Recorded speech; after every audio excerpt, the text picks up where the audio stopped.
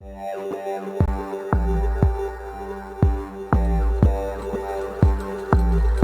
are operating on a frequency of 52 megacycles by authority of the Federal Communications Commission. A test program follows.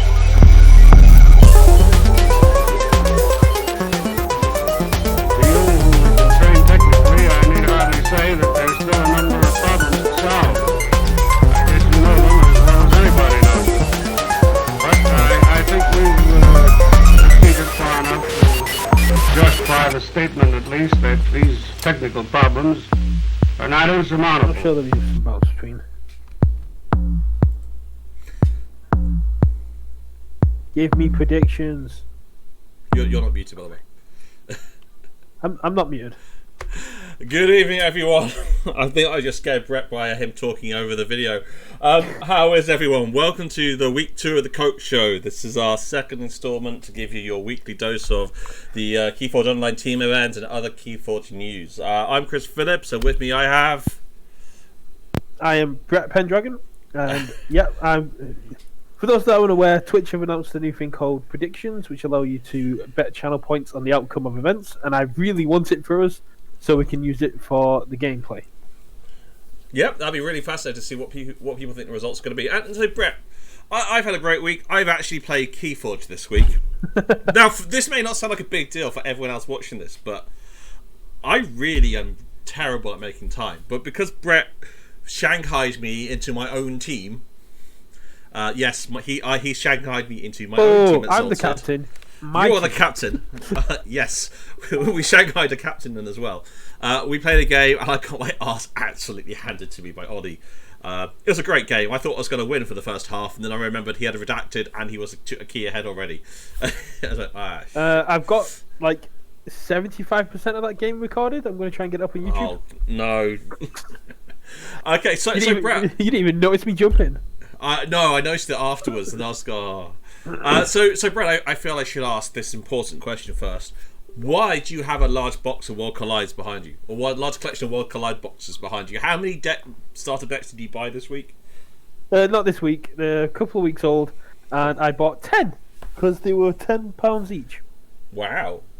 So that's a bargain if I ever saw one. You're lucky, man. I didn't find any in my local area.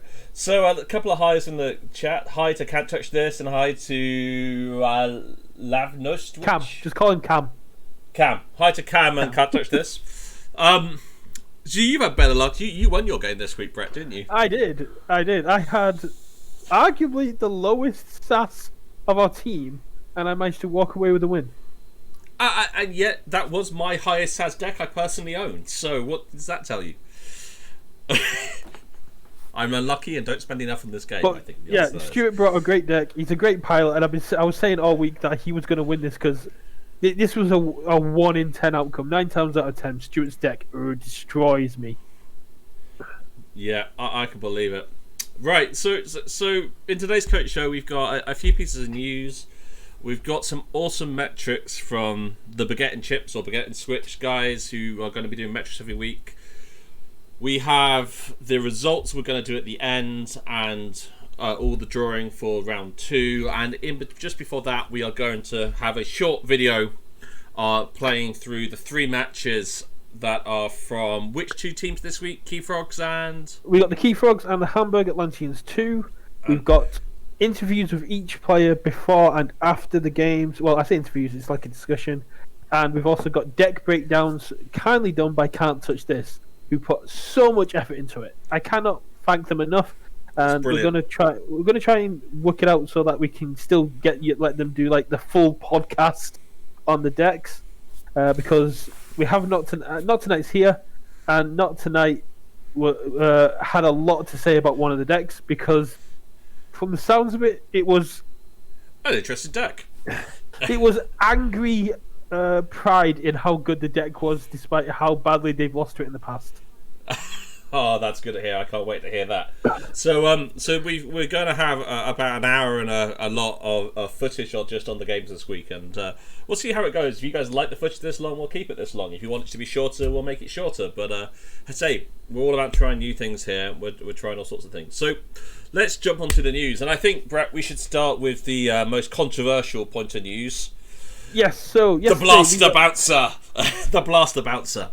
Go. Yes, so last week, yesterday we got tagged in a post that Neil, the head judge of the Australian scene, has received an email saying that FFG have reversed their decision on the blasters. So basically, he received an email a couple of weeks ago before KOTE started that blasters were able to still bounce, and we checked the date on the email, and we came to a decision that we were going to honour that email. And I know teams have made a decision to bring decks based on the fact that they can bounce blasters, because that's one of the reasons why it was initially brought up. So we took it to the admins, we had a discussion, and we've decided that we're going to keep it so that bouncers blast during KOTE7, basically because that's what you chose your decks going into, and because the deck choices make a huge difference here, it'd be unfair to the teams to change it up in your mid-event. And of course, people are going to bring up how in the previous KOTE event, I can't remember if it's KOTE 5 or KOTE 6 now, with the Heart of the Forest we banned after the second or first week. We don't want to make rule changes during an event. It is something we actively try and stop. We did fully discuss both of these. We don't think by following this rule in the game, it's going to change people's fun. We're going to take away people's enjoyment of this. The Heart of the Forest decision we felt was going to take that away, and that's why we are following the way we're following. Yeah, that's why we brought in the time limit, because a 2-hour game isn't fun for either player, and and I know in their hearts they can't touch this player who will not be named because their name is ridiculously long and I can't pronounce it. Who Bob. brought that deck? He's now known as Bob. Yeah, he's still adamant that game would have ended in their victory, and I'm sure they were having fun, but I don't think their opponent was. And a 2-hour game, it's Tactico. Okay, Tactico. And we're not going to keep bringing this up every week. No, it definitely feels like we are. But again, we want to be open and honest here, guys, because we don't want to take the piss, and we want you guys to understand our decisions and be as transparent as possible. Exactly. So do you want to just clarify exactly what the ruling is in this tournament, just to be perfectly to be clear? If you've got two comms officer Kirby's down, one has a blaster, and you reap with it, you may move that blaster to the other Kirby and draw 2 cards. You can use it in the broken BS way that you could do when Worlds Collide first came out. Yep, correct. Okay, so moving on to the next point is, I know some of you have probably noticed this, but as no one's directly put it on the chat, unless Brett did and I missed it, we have now unlocked all the decks listing. So if you want to see what deck your opponents are running, or what decks you are running, in case you've forgotten, which literally 24 teams have messaged me saying, what's our second deck? We can't remember. You'll be surprised. It is now all available in the KOTE directory. The key things around this are, if there is a mistake, you have until you have 24 hours from this point to rectify any mistakes. This is going in as the exact list. The only exception to that is if you told me in the past you wanted me to update it and I've forgotten, then you've got this week. But I believe I've gone through, checked all my notes 4 times, and we have captured all the changes. But as far as I'm concerned, you have 24 hours left to make any changes. Not to change the submissions, but because this is not what you thought it was. So, obviously, you can't change the order at this point. We've locked that in. But this is only as if you've asked me to. Really, let's be clear about this. The only reason I'm going to change it is you've already asked me before today that you've changed your decks, and I haven't changed it. Anything else, too late. Let's be very clear here. If you ask me to make a modification to your decks, or Brett, and we've missed it, get back in touch with us, show us that you asked us it, and we can make that change. You've got 24 hours to do that. Exactly. Right. But yeah, it's live. Couple of things. This, if you want to have a video you have recorded of your team playing a KOTE event, or not playing a KOTE event, or a meet the teams, please let us know. We're happy to link to your videos on here. I'm going to put the one up from SCS Steelers last week. I just haven't had a chance to do it yet. And in addition, if you want to add a team bio or a team logo, please get in touch with me, and I can copy that in. Just give me the text and we can copy that in. Team logos are going to be quite important if you're recorded by me, as you'll see in the stream. Can't Touch This and Hamburg Atlantean's got a nice preview of what I've been doing with their logos. It looks awesome. And I'm really interested to see the Manchester Mavericks footage that Vince has got for his game because he's playing Sasha, which is a very famous deck, and I really want to see how that game went down. Yes, especially if the result is what we discussed it was. Yeah, Six Sins versus Jenka. It seems really good. Jenka Hell is the best description of it. Sasha. So, moving on, I'm going to hand over to Brett for the next piece. Yes, so we're doing a nice little set piece here for Archon Altars, which is a card altering service offered by Ollie Cornish, part of the London Urchins, who also defeated us during round 1. Yep, he did when he finally turned up. Yeah, that was a bit of a shoot. Basically, Ollie will take the art of your card and he'll either do a full art version, as you can see here, or he'll do an alter art where he makes a bit of issues. If you want, you can do your entire deck. I've put a link to his Facebook page in the chat, but prices start at £15 and go all the way to £750 for a full art, full deck. Jeez, that's really good value given how much work has to go into it. Oh yeah, and Ollie will occasionally stream these and puts a lot of time and effort into making sure these cards are done to an amazing standard. Yeah. And this brings on it. If you have any community stuff that you want to advertise, whether you have a local guy who does music, or you're running your local Keyforge events, or you're running online Keyforge events, or you're running your own streams, please get in touch with Brett and I. Firstly, you can post it yourself in the Discord community promotion channel. But we're more than happy to read stuff out here every week. So if you do a weekly stream, we're happy to pimp you out every now and then. If you are going to do one-off tournaments, just let us know and we can advertise it out. The priority will be going to new material, but we're definitely happy to repeat. Brett and I are really, really excited for when Can't Touch This do their next deck breakdown competition. Not that they've told me that's happening, I'm just kind of hoping they are. But it will be really good to see. And I'd like to keep Can't Touch This on because after speaking to them about it, they've got some really big ideas they want to do, and it was a really good way to do it. It was kind of the exact way I wanted the deck deconstruction to go down. You're missing my point, Brett. What I'm talking about is their competition they ran. Oh, the quiz. That's the quiz. Well, there. What would you do? What is the right play to do with this deck? Yeah. That is what's the optimal play? Yeah. What's the optimal play? That's what I'm thinking. That's what I'm talking about. But you're right. We do want to Can't Touch This, and we want to get other people involved as well.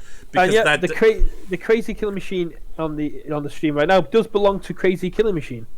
Yes, our good old Carl, the father and parent of Crazy Killing Machine.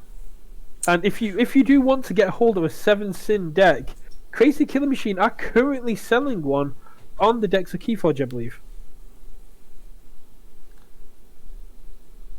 Awesome. Just gonna pimp that out there as well. Yep, and I'm sure. I mean, it's a very reasonable price he was looking for, more than I have to spare. But it looks like a good deck. So, moving on to the last thing, and of course I haven't yet clicked on the right button. Brett, over to you for this one.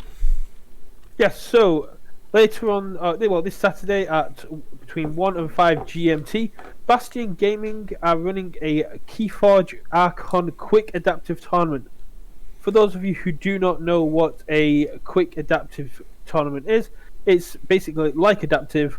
Both players bring a deck, but rather than playing out the initial first 2 games, both players just choose a deck they want to play. If both players choose the same deck, you bid chains and you play a best of 1 game. There's a £5 entry fee that can be paid to Bastion on the URL in the image there.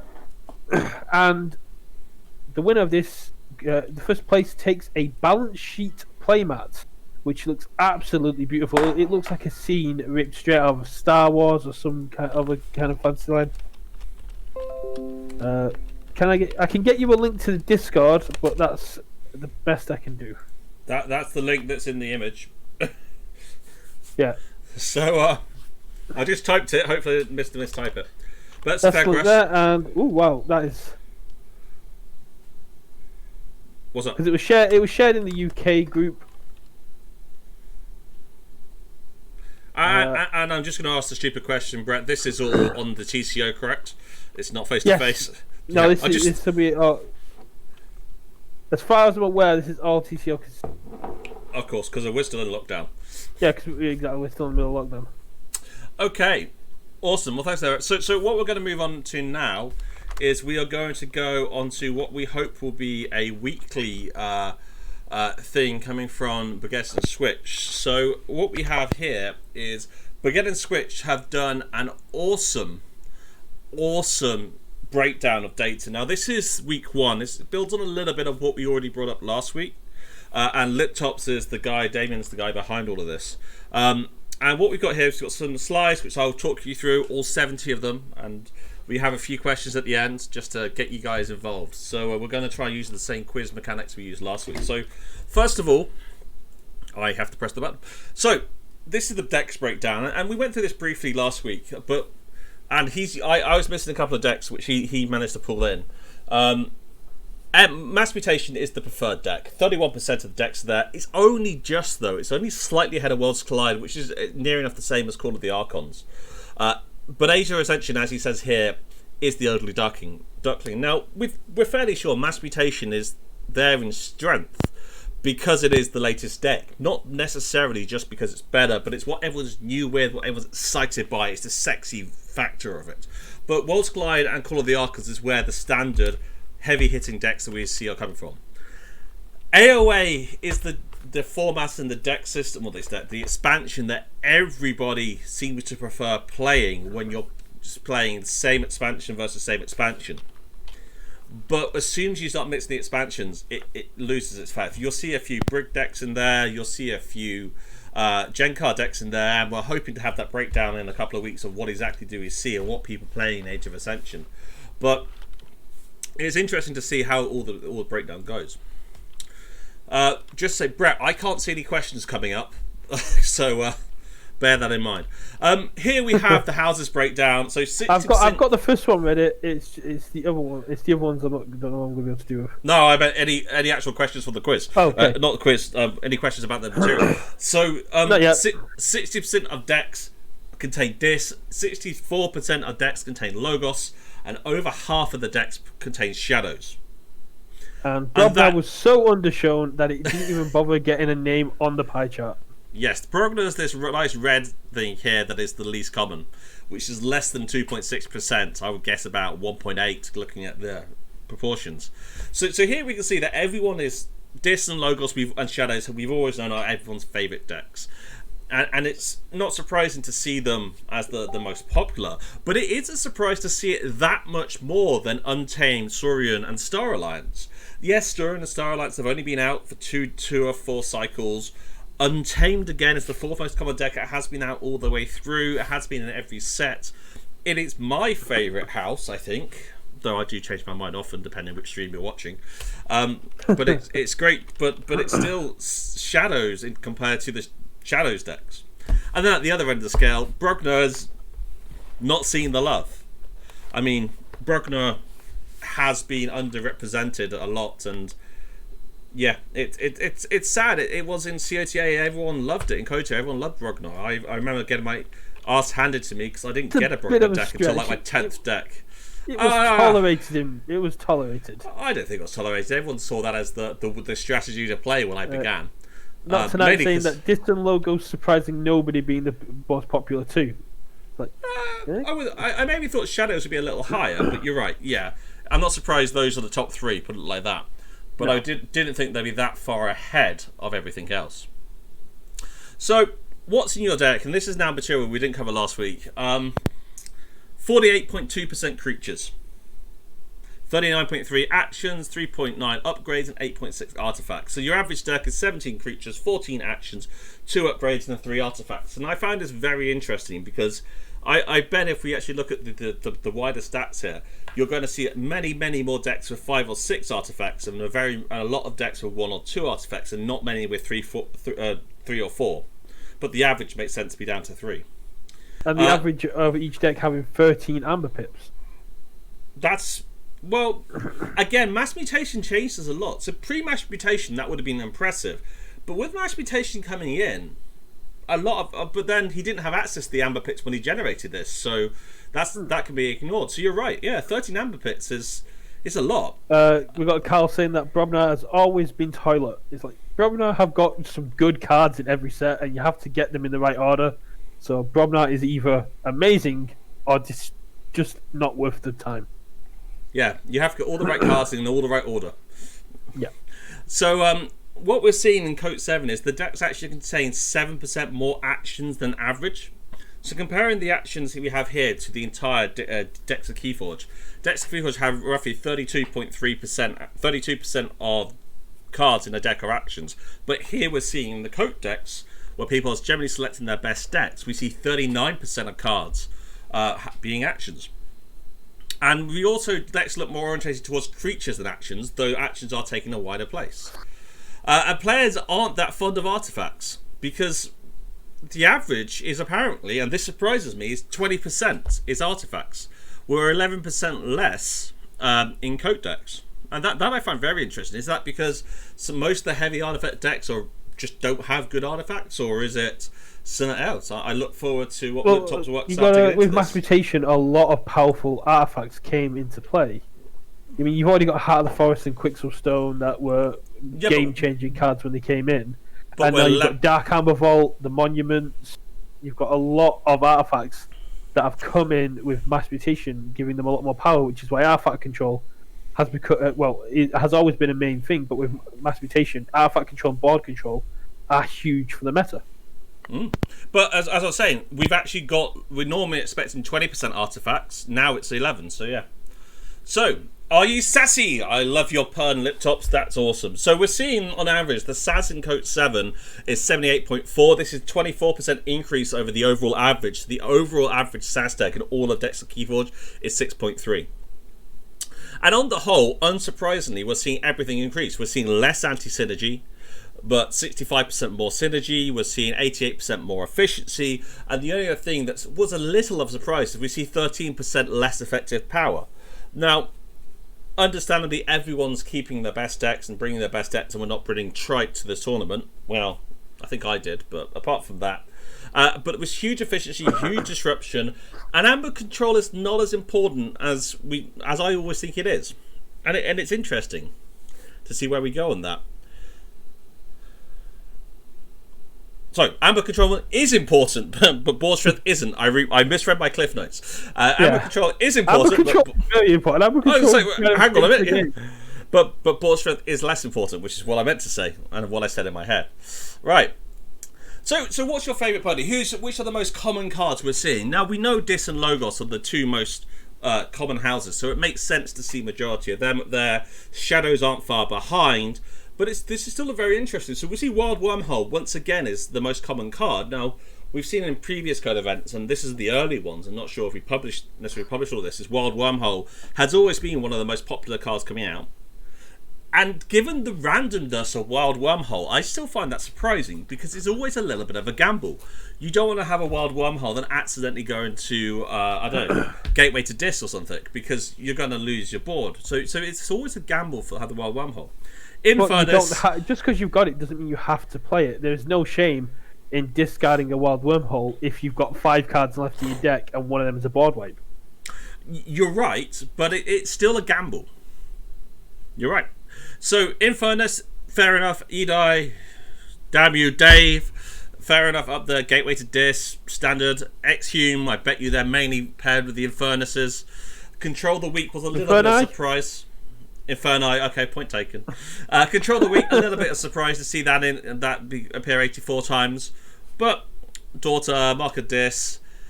But Prefectus Ludo. Now, given Saurian is, I think, the 5th most commonly used house, seeing Ludo here is very interesting. Now, everyone knows Prefectus Ludo is an amazing card. It gives each friendly creature the ability destroyed, move all amber on this creature to the common supply. Yeah, and so that just shows you that basically, if they're bringing a Saurian deck, it has Ludo. Yes, that's what I was about to say, and probably at least one. So I mean, we're averaging more than one Ludo per team of 5 decks.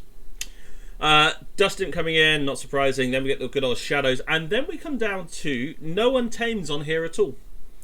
Though Untamed contains, I think we said 13% of all decks. It's very interesting to see that there are no Untamed cards that appear more than 64 times.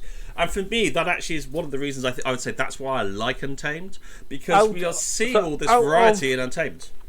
So out of over 300 decks, there's not more than 64 Hunting Witches in this event. Correct. I don't believe you.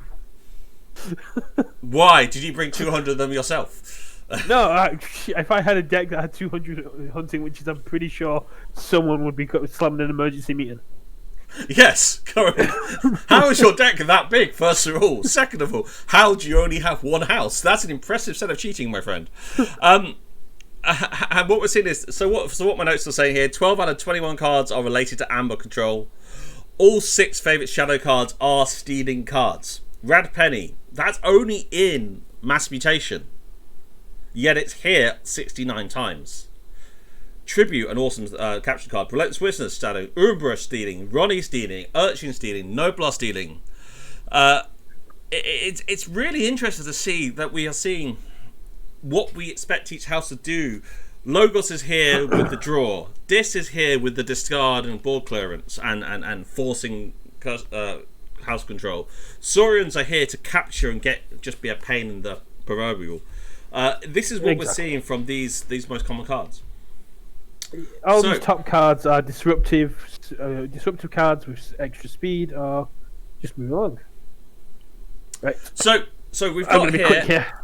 We've got 7 questions or 8 questions that we put together. Some of these we will have shown you the answer, guys, and so we are going to go and see how you guys do. So Brett is going to quickly chuck these into the poll. It's already up. And tell me when the poll's closed, and I'll show the answer, because I can't see the Twitch right now. So, basically, what was brought more, Red Penny or Bad Penny?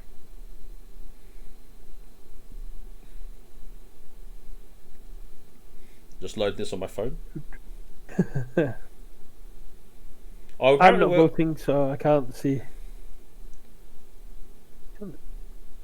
Why am I watching an advert? I don't know. You're sub. How are you watching an advert? I'm not logged in on my phone, probably.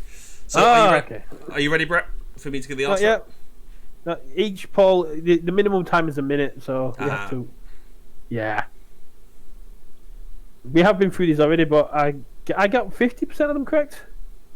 Yeah. Okay, let's just say no to that one. Okay, ready? So it was 4 votes for Red Penny and 0 votes for Bad Penny. Okay, so of course it is Red Penny at 69 versus 32.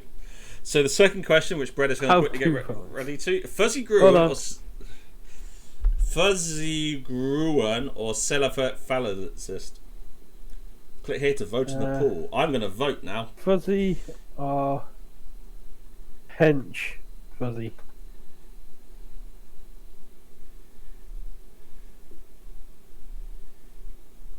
So yeah, if you want to vote on the poll, you'll see there's a little vote system on there, and then you'll see this little vote tab. You click the vote button, and it'll give you the options. Oh, okay, I think that's right. 1 minute to go. And for Keyfrogs, I also feel like a boomer because I don't know what I'm doing, and I'm the one on the stream trying to work this one out. Next time, I should get the questions up properly. I should run them through the quiz kit. Yep, we just possibly were too busy doing other stuff like making the audio work today. Always a fun challenge on a Tuesday evening of going, why is it not working? We haven't changed anything. So the question is, Fuzzy Gruen or Celifest, which is more common? Fuzzy Gruen or Hench Fuzzy Gruen? Cephalist. Roided Gruen. Yeah, okay, I'll give you that one. Oh, don't make me log in. It's basically you, the guy she tells you not to worry about. Harsh, but probably true. Alright, I can't log in on my phone, I give up. So, how long we got left? So we got 2 votes for Fuzzy Gruen and 7 votes for Cephalitis. Okay. Are we ready to go? Yeah, reveal the results. Cephalus, because he's common. 20 versus 12. So the next question is, this one is less straightforward, or as I would call, awkward. Charette or Snarette?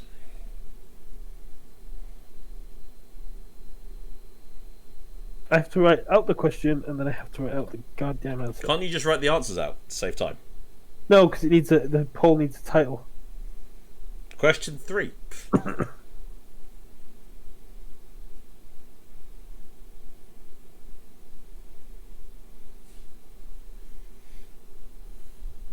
Both are really good cards. Different usage patterns, I would say. Different impacts, I would say. Charette has more direct impact, but Snarette has more long-term value if you can protect it. That seems fair. You know Charette's only going to be around possibly a couple of turns. Hello, and Mr. Kong. So basically, the guys at Baguette and Chips have done us some metadata, and we're just doing some polls to basically go over what the answers to this metadata is, and then you've just turned up in time for the game to start in about another 10 minutes with these questions. Yeah, bit give or take, yep. Bit less. So, is the time up? Timer is up. And the answer is Charette's. 59 versus 31. 82% got that correctly. Alright, 11 people voted. So, just another 4. So, we can't leave Logos out. Doc Bookton or Bot Bookton?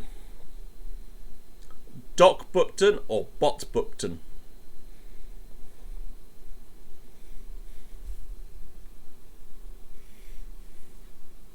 This is a bit easier because I can just put Doc or Bot. Yep. Go! Doc or Bot? New poll? I'm just trying to remember what the answer was. Yeah, the Keyfrogs say we're gambling, and as we all know, Carl from the Keyfrogs, when he does anything that involves competition, he's here to win. Well, we look forward to seeing him in the final. You'll get that in about 20 minutes. I've been tormenting it with him for the last 4 days. So that should be good.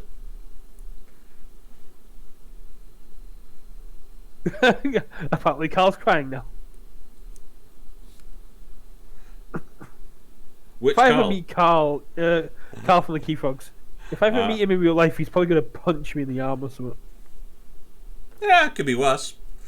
This is true. I think it'll be the face, but same difference. I miss meeting Keyforge players in real life. I miss playing Keyforge in real life. I haven't done it since March. I did it a little in August. It was nice, I'll be honest. So, the answer to this one, I'm assuming, as this is now finished. finished. It's just finished. 80% say Bot and 43 versus 20% say 26. Duck. Yep, that's correct. So then, Com or Subject Kirby, which one? This is one of the many that Brett got wrong. Yeah. And to be fair, so did I. So let's not dwell on that one so much.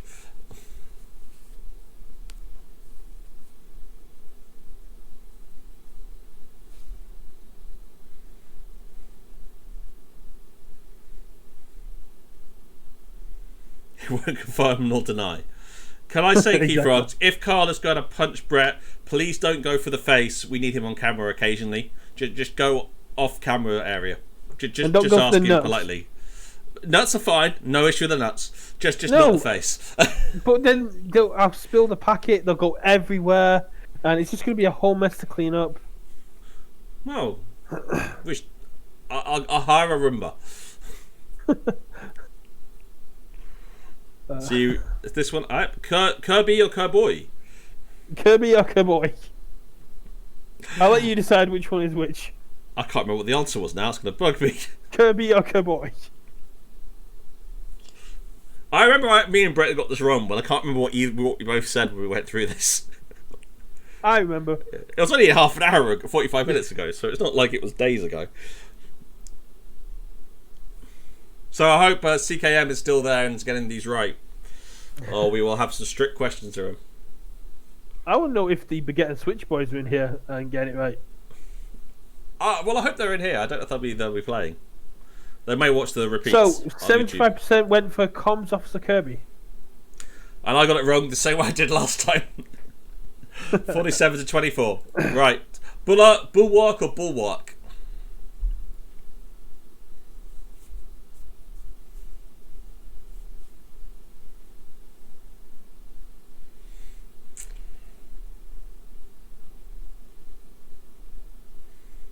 We pay for the Roomba. Awesome. Can you just buy me one instead? My wife says that I can't have one yet. I've spelled this incorrectly, but I do not care. Yes, you do. Is it you put the poll live? Yeah, new poll. So. Oh, I have made a mistake. Bulwark. I've made a terrible mistake. So we're all gonna get this. Can't change my vote. No. You had one job. One job. I think we're gonna get this one right, or wrong, or both. Schrodinger's Bulwark. In fact, you spelled both of them wrong. It could be either, because one's got one L and one's hyphenated.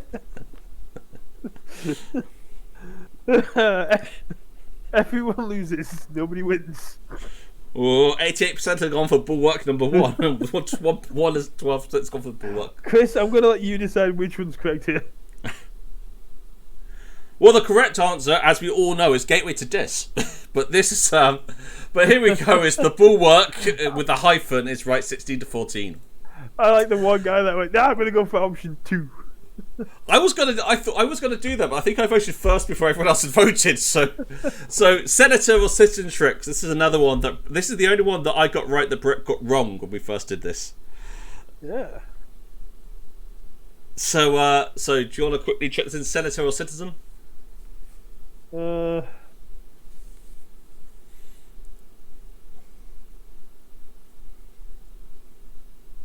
done. Cool. Can't make Senator. Has he done them both the same? Senior or citizen? Citizen or senator? Which one is more common? Interesting. Statistically, 50. Well, a citizen would be, because it can only be a certain amount of senators. Well, it depends how, I don't know, politically motivated they are. If you have a government where you have an infinite amount of senators, if you have more senators than citizens, that's a little bit weird. But surely all senators are citizens. Exactly. But not all citizens. Yeah, so I see your point. Yeah, philosophically, it's going to be citizens. But like in the UK, we have citizens and we have subjects. We have more citizens than we have subjects. What's the definition of a subject then? Well, a subject would be someone who's ruled by the Queen. Which we are. We are, but citizens, I would imagine, aren't subjects. Why not?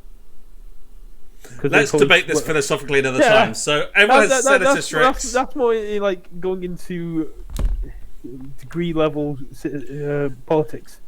But more importantly, this is the interesting one, because this is actually nearly a tie, 36 to 35. Yes, the bulk of people were right saying senator tricks, but it's really interesting to see that these two are so close together. So that brings us to the end of our fun little our fun little slideshow and questions. So thank you for beginning Switch. We're going to have something similar next week. Please let us know your feedback. If you think it's a waste of time, if you think it's great, if it's interesting, if it's not, let us know. We're always looking at adapting stuff here. We don't have a fixed pattern. We're just trying to grow to what the audience would like.